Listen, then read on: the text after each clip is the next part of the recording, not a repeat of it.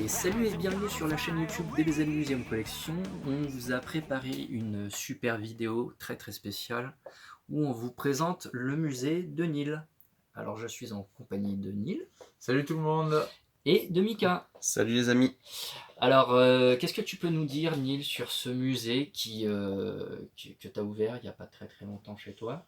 C'était vraiment pour mettre en valeur vraiment toute ma collection. Et encore, je commence à coincer au niveau de la place là. Je pense qu'il va falloir pas tarder à agrandir un peu plus la pièce pour vraiment voilà, mettre en valeur tous ces beaux items, tout ça.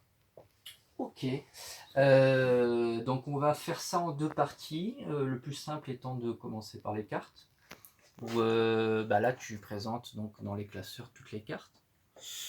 Donc il y a vraiment de tout, essentiellement du Dragon Ball. Les classeurs du haut c'était donc de la Jumbo, de la Shitajiki, des displays. Et puis beaucoup de cartes, Dragon Ball, un peu de Pokémon et des Pog un petit peu aussi. Yes, ok. On va s'attaquer au gros du gros, hein, tant qu'à faire, la première vitrine. Ouais, là on commence directement par, je pense, l'item le plus rare certainement de ma collection, là. Ouais. La Jumbo horloge. La Jumbo horloge. Ok, alors qu'est-ce qu'on peut dire sur cette horloge? Limited 30. Oui, donc 30 exemplaires dans le monde, c'est ça, sur un jeu concours, donc en 91, au Japon, hein. Ouais, tout à fait. On peut apercevoir deux jolis classeurs aussi, qui sont plutôt rares. Carda Station Prism et le premier classeur qui est sorti, donc le spécial Filebook, hein, Ouais, qui me semble aussi qui est limited, mais pas d'infos, pas plus que ça. pas plus que ça. Et le Deluxe, donc, enfin le Premium System File. Le Prism Carda Station, le seul Carda Station Prism, pareil, qui me semble limited, mais bon, pas d'infos. Et en bas, donc on peut apercevoir le porte-clés. Alors, Porte-clés porte-clés, plus ou moins limited 100, 500. 500. 500, ouais, avec la commémorative dessus. Ouais, l'image de la commémorative. Ok, donc là on a vraiment le top du top. Ouais. On descend donc sur du produit FR. Ouais, une partie vraiment que FR, donc avec des box, des boosters, tout ce qui est sorti en box et booster en France. Ouais, donc les fameuses boîtes où l'on trouvait les boosters à l'intérieur chez les marchands de journaux ou magasins spécialisés. Pour ceux qui ont connu ça dans les années 95, 96, 97. Tu les as presque toutes là en plus. Oh ouais, ils sont quasiment tous. Il manque les deux dernières. Les Ouais. deux dernières, Et après elles au sont là. fond, on a Et au deux tripacks. deux tripacks, deux items, voilà, qui sont très durs à trouver. D'ailleurs, les seules fois où on les a trouvés avec un ami, on les a pris. Après, on n'en a jamais vu d'autres. D'accord, donc c'était, d'après ce qu'on a compris, c'était du reconditionnement en fait. C'est ça, je pense que c'est des invendus qu'ils ont reconditionnés. Ok. Voilà. Très bel étage, produit entièrement français. Ça fait très plaisir à voir. Tout ça au même endroit. Et donc on enchaîne sur le troisième étage, où là on a de la Balls.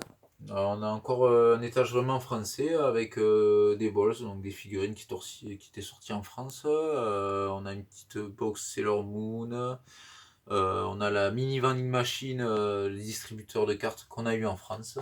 Voilà. Ouais, les petits porte-cartes, classeurs porte-cartes aussi. Voilà, les bons cadeaux. Et à gauche, on peut apercevoir les deux règles du jeu, des cartes ASFR et Grand Combat. Ouais, tout à fait, ouais. Voilà. Qu'on trouvait dans les box.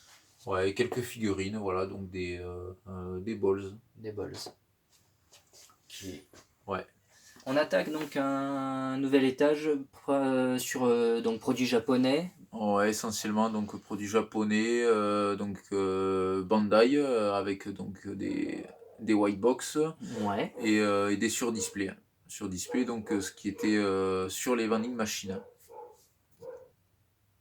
Donc les sur-displays qui étaient donc en fait pour présenter la collection, les parts qui se posaient sur les machines, qui carrément se scotchaient sur les machines. Donc là, on peut voir la collection des Super Battle ou même des Cardass Pokémon à l'époque, au Japon. Voilà, Et ces deux-là à droite, voilà, comme vous voyez là, ce sont donc des white box françaises, des Cardass FR. Une petite valise de la collection Visual Adventure. Un item sympa, pas très courant, hein. une lunchbox. En bas, donc, on a toujours des white box Ouais, japonaises, mais toujours. sur les Cardass. Ouais, sur les Cardass, voilà. Donc, tu as quand même pas mal de parts là. Ouais, il y a quelques parts et donc essentiellement vide. Quelques-unes sont scellées, mais bon, je fais essentiellement du vide parce que bon, c'est aujourd'hui quand même relativement très cher. Ouais, effectivement. Alors, qu'est-ce que tu peux nous dire sur ces deux petits présentoirs là? Et pareil, donc deux sur display qui sont assez marrants. On va les faire fonctionner. Comme vous le savez, les Cardass donc, japonaises sont des doubles prismes, mais avec le prisme au dos en fait, hein. Donc on décollait derrière et là il le présentait bien là. Avec ce sur-display là. Voilà, vous voyez bien la face avant et la face arrière de la carte. Assez bien fait ces deux sur-displays. Ouais, très cool. On va passer à la deuxième vitrine du coup, qui est spécialisée sur Hamada. Ouais, plutôt Amada. Plutôt Hamada. Avec des pull packs, essentiellement, forcément, parce que Amada, à l'époque, distribuait beaucoup en pull pack, hein. Puis après, petit à petit, en booster. Ouais. Donc là, des pull packs avec les fameuses 3D des Memorial Photo. Tout le monde connaît, hein. Qu'on trouvait aussi dans les box, mais là, le fait de les avoir dans les pull packs, c'est quand même assez balèze. Voilà, des pull packs Memorial Photo, c'est vraiment pas courant. Après, quelques box, je sais pas si on va les voir comme il faut là.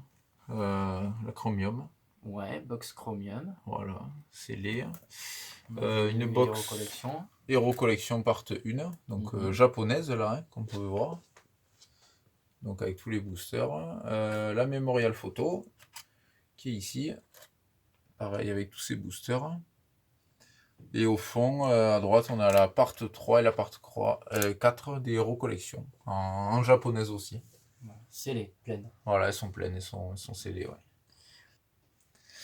Et voilà donc ce deuxième étage avec donc essentiellement les PP, la collection phare d'Amada, hein, à l'époque, hein, avec les pull packs, des mini classeurs, des hard cases, enfin un tas de distributions Amada dans les parts suivantes, comme on peut voir là, vraiment sortaient donc des prismes différentes avec plein de packs, hein. Ouais, ils ont vraiment exploré tout un tas de concepts pour vendre de la carte, hein. Ouais, et du coup, tu as pu récupérer quelques-uns de ces trucs scellés. Ouais, quelques trucs scellés, quelques trucs sympas. Voilà. Peux-tu nous dire quelque chose sur ce carnet, ce livret? Les PP Gold. Donc, qu'est-ce que c'est? PP Gold partent donc 28 qui sont limited 15 000, il me semble.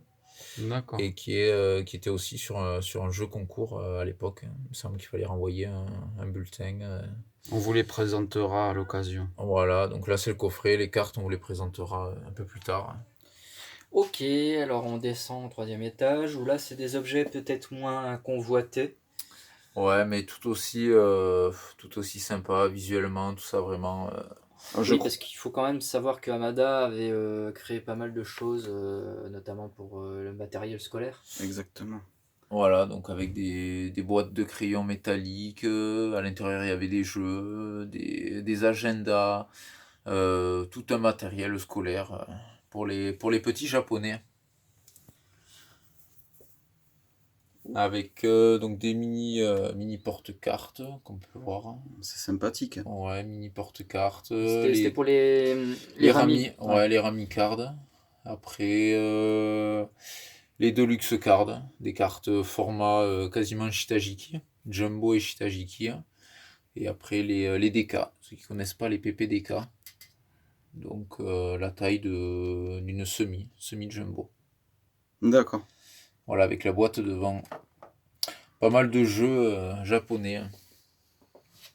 On descend sur un étage plutôt Exotique. orienté ouais, non officiel. Voilà, un étage plus axé non officiel. Une carte de Taïwan. Hein. De Taïwan, du super-héros, même des figurines non officielles. Mais le coffret est sympa, donc j'ai gardé ça. Voilà, donc pas mal de classeurs super-héros. Merci Bibi Toys pour ces objets, ces reliques dans le temps. Et on descend toujours sur du Hamada. Hamada avec d'autres façons de ranger les cartes, on va dire, à l'époque. Bandai avait les Carda Station et Hamada nous ont sorti carrément des valises où est-ce qu'à l'intérieur on pouvait ranger 10, 12, 15 petites boîtes et à l'intérieur on mettait les cartes. Donc, Les petites boîtes sont sympas d'ailleurs. Un mode de transport, on va dire, des cartes assez marrant, assez sympa. Donc des petites boîtes, et ils se sont pas embêtés, ils ont repris aussi la forme d'une VHS carrément, la boîte d'une cassette. Cassette vidéo de Voilà. l'époque. Et à l'intérieur, on pouvait ranger donc par 3 les cartes. D'accord. Assez marrant aussi. Hein. C'est sympa de savoir ça. Ok, c'est très très chouette cet étage pratiquement consacré à Hamada.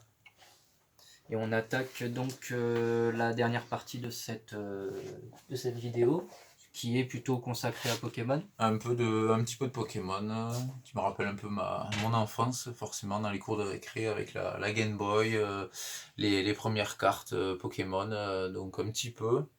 Ouais. Et après, essentiellement les POG. Les POG aussi, qu'est-ce que j'ai pu jouer aux POG dans mon enfance, dans la cour de récré. Ouais, les fameux POG, effectivement. Voilà, avec essentiellement donc les POG qui étaient non officiels. Hein. À l'époque, c'était vendu aux buralistes, mais bon, on le savait pas spécialement, mais qui venaient de Taïwan essentiellement. Hein. Oui, parce que c'était vendu au même titre que les POG officiels, tout comme les cartes. Je crois que tu as la machine à POG, à fabriquer les POG aussi. Ah ouais, c'est ça, elle est là, elle est devant, là, la machine à POG, c'est ça. The Machine. The Machine, mais c'est bien une boîte française. Ouais, c'est Voilà. sympa. Tous ces POG là, Ces de POG, toutes les tailles. Avec toutes les tailles donc, qui étaient sorties, ça essentiellement au Japon. Là, on appelait ça un Menko en fait. Hein, au Japon. Menko, ouais. Les Menko Card. Hein, Exactement. avec ce prisme pixel. Il y en a qui sont vraiment, vraiment très très beaux. Yes. Voilà, et en bas, une petite partie figurine. Pas trop de place pour les figurines, mais bon, à voir un peu plus tard. Donc quelques figurines. Pas beaucoup, mais un petit peu, voilà. Un petit peu de toute époque. Tiens, ça c'était des figurines françaises au fond, je vois. Quelques-unes. Les Hachette Atlas. Ouais. Ah ouais, c'est ça. Et puis les anniversaires, les Noëls, certains m'achètent des figurines dans la famille. Donc, Du coup, tu gardes tout et tu exploses. Je garde tout, voilà. Eh bien, magnifique première partie de cette vidéo du musée. On enchaîne tout de suite sur la deuxième partie.